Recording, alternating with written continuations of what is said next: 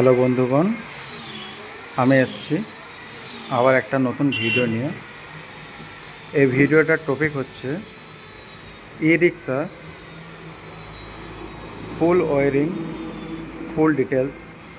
আর ই রিক্সার মধ্যে কোন কোন জিনিসটা গুরুত্বপূর্ণ জিনিস, আর কোনটা কি কাজে লাগে, আর কোন তারে কত ভোল্টেজ আসে আর কখন যায়। তো আমার ভিডিওটা পুরো ডিটেলসে হবে, আর একটা একটা করে বোঝাবো আমি ভিডিওর মাধ্যমে।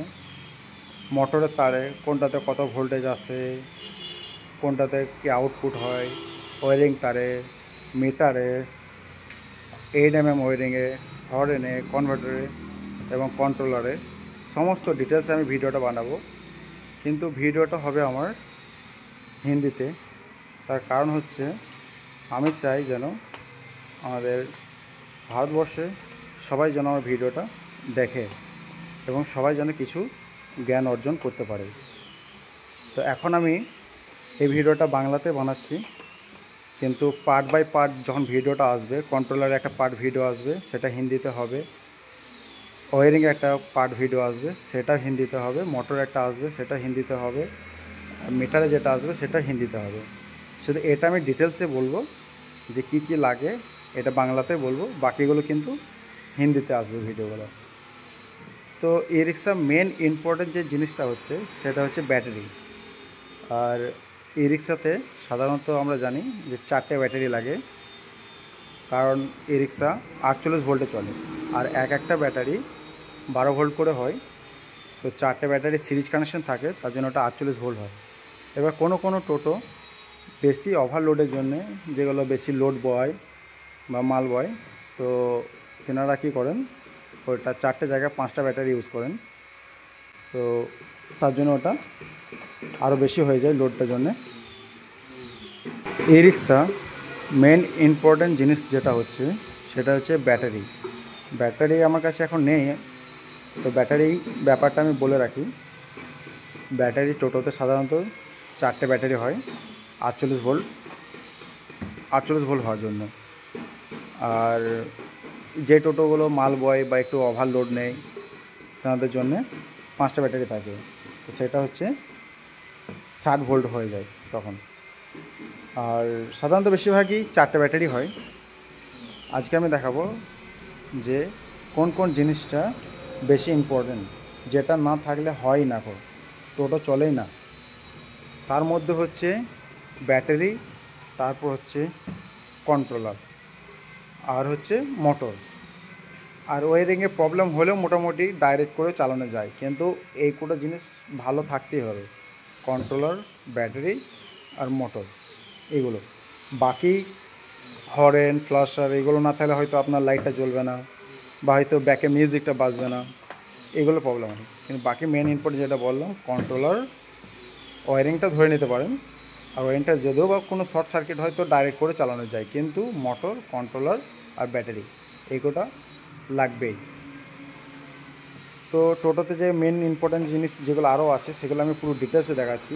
1 নম্বর হচ্ছে ব্যাটারি, 2 নম্বর হচ্ছে কন্ট্রোলার, 3 নম্বর হচ্ছে মোটর, 4 নম্বর হচ্ছে ওয়ারিং, 5 নম্বর হচ্ছে ডিসি টু ডিসি কনভার্টার, 6 নম্বর হচ্ছে ডিজিটাল মিটার, বা যেগুলো আগেকার ওল্ড মডেলের মিটার আছে, মিটার হলে হলো মিটার, চাবি সুইচ, ফ্ল্যাশার 3 পিন বা 2 পিন, যে কোনো একটা ইউজ করতে পারেন, হর্ন। আর কোনো কোনো গাড়িতে, ই রিক্সাতে এমসিবিগুলো লাগানো থাকে, এমসিবিগুলো ইউজ করতে পারেন ইমার্জেন্সির জন্য। বাই চান্স যদি কোনো শর্ট সার্কিট হয় তো এমসিবিটা ইউজ করতে পারেন। আর এটা হচ্ছে জয়েন্ট চাপা বক্স, যেটা এই কন্ট্রোলারের এই 3টে তার, এই 3টে তার থেকে মোটরের এই যে 3টে তার আছে, এই 3টে তার এখানে জয়েন হয়, এখানে এই মধ্যে ভিতরে জয়েন হয়, যাতে মিসফায়ার না করে, তার জন্য এই চাপা বক্সটা ইউজ হয়। তারপর আছে আপনার, এটা হচ্ছে ব্যাকে মিউজিক।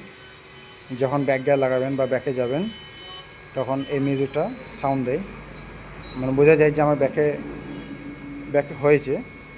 তো এটা হচ্ছে ব্যাক মিউজিক। তারপর হচ্ছে আপনার এগুলো হচ্ছে ইন্ডিকেটার, ব্যাক সাইড, বা ব্যাক গিয়ার লাইট বা সাইড লাইট, পার্কিং লাইট যেটা বলে, এইগুলো সাধারণত ইউজ হয়। বাকি অনেক কিছু আছে, তো মেন ইম্পর্টেন্ট হচ্ছে এইসব জিনিসগুলো।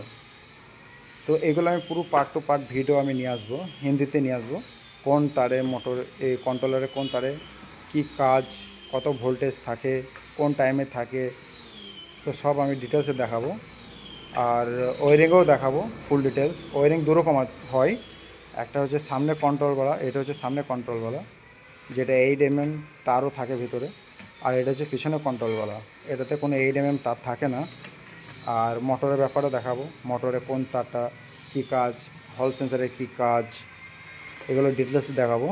আর মিটারেও ডিটেলসে দেখাবো, মিটারে কোন তারটা কী কাজ, কোন তারটা কেটে গেলে কী প্রবলেম হতে পারে, কী সিগন্যাল আসতে পারে, কী সিগন্যাল অফ হতে পারে, পুরো ডিটেলসে আমি ভিডিওর মাধ্যমে দেখাবো।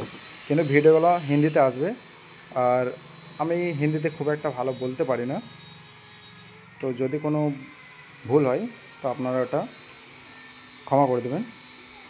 তো এখনকার মতন এই ভিডিওটাই আমার আছে, বাকি আমি পার্ট টু পার্ট ভিডিও নিয়ে আসবো। অবশ্যই আমাকে সাবস্ক্রাইব করে রাখবেন, তো ডিটেলসে জানতে পারবেন কোন তারে কী কাজ। তো এই বলে আমি আজকের ভিডিওটা শেষ করলাম।